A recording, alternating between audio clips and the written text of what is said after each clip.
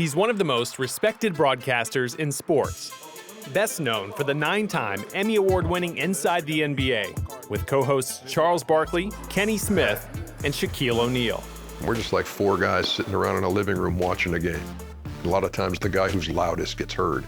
Much of the show's appeal lies in its offbeat, unscripted nature led by Ernie, who in another unscripted moment gave me a tutorial tying his signature bow tie. So this is the trademark NBA bow tie here. Yeah, this is pressure now.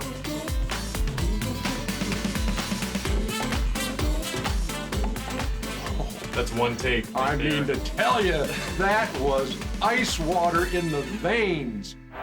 Ernie Johnson gives up a center field single to Campanella. Ernie Johnson Sr. was a major league pitcher and later became the voice of the Atlanta Braves on TBS, giving Ernie Jr. a front row seat to baseball and a love for sports. You go down to the field and you're hanging out in the batting cage and Hank Aaron is asking you how your Little League team is doing.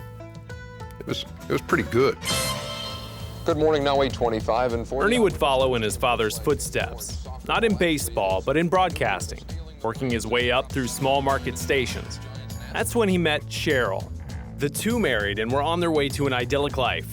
In 1990, Ernie got his big break when TNT asked him to become the NBA host. On the outside, it would appear that we've got it all, and I've kind of followed my script at that point. Beautiful wife, great job, a boy and a girl that we had. You know, why mess with this? That's when the scripted life became unscripted. Cheryl sees this ABC special on 2020 about these Romanian orphans being warehoused, especially the ones with disabilities. I said, I think we're supposed to adopt a Romanian child. And he laughed. She kind of shook my head at first, like, oh, then I was like, you're serious?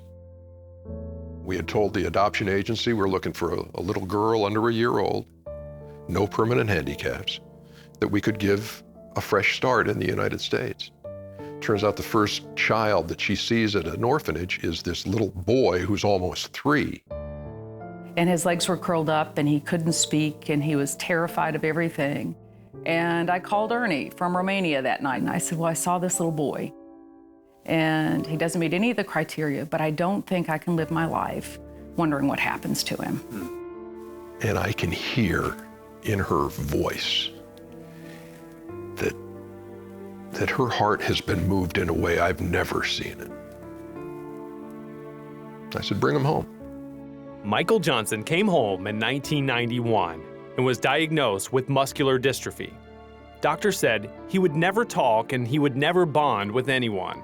He walked, he certainly talks, and he bonds with everybody. Through all this, he becomes this remarkable influence on people because he's got this tremendous spirit.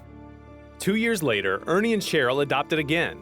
And while life at home and work were busy, Ernie's career couldn't have been better.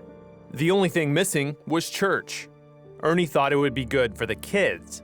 Turned out he was the one affected. And we walk in, and within the first 2 weeks, I was getting pierced. And the more I heard, and the mere fact that I was opening the Bible at the age of 41, why have I kept this hidden away and closed for so long? And so it basically went from a me-centered existence to a Christ-centered existence. 2003 was a big year for the NBA on TNT. They would televise their first All-Star game, and Ernie couldn't have been more excited. But just days before the game, Ernie discovered something that would make 2003 a big year for all the wrong reasons. And I'm shaving on this side, and I could see a bump that would raise when I made my face like this to do this. And I said, that's strange. I came up with a million different things that it could be. I said, it'll go away on its own. And it didn't. So Ernie finally decided to get it checked out. He thought it was what's called a benign parotid tumor.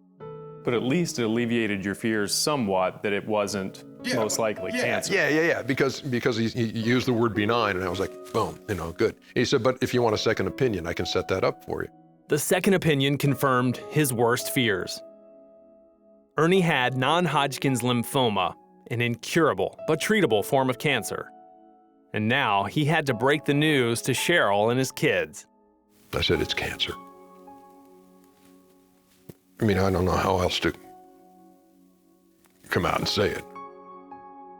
I don't wish that on any person. He was scared, and we were all scared.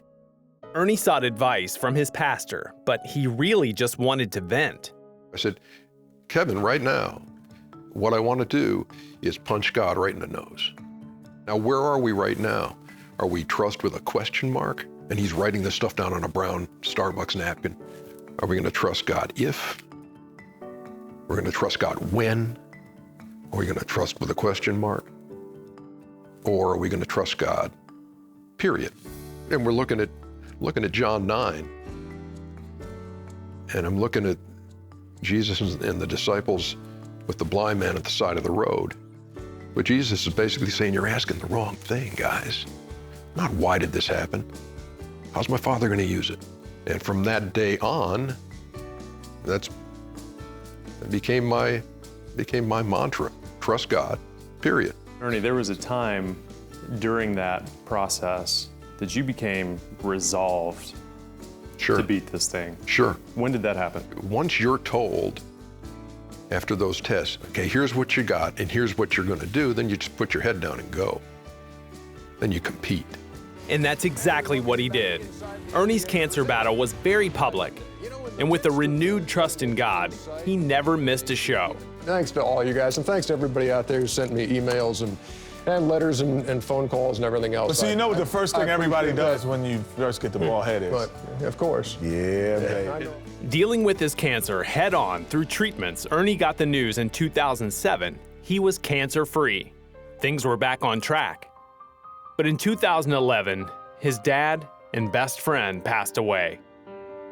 As he came to grips with the loss of his father, just 2 months later, Ernie got a call. His son Michael's life was in danger. And she's on the phone with me, and she's got a doctor there, and she says, we need permission to intubate. We need permission to put something down his throat to help him breathe. And I said, and if we don't, and he said, your son's going to die. Michael was put on a ventilator. He would spend the next 9 weeks in the hospital before finally coming home. He would never come off the ventilator, so Ernie and Cheryl turned Michael's bedroom into an at-home ICU. We're very clear he's borrowed. We want to borrow him as long as we can. Toughest guy I know, by the way. Yeah, this kid's been through so much. We have to do everything with Michael. We've got to scratch every itch. We've got to take care of every need. And for us, there's something that is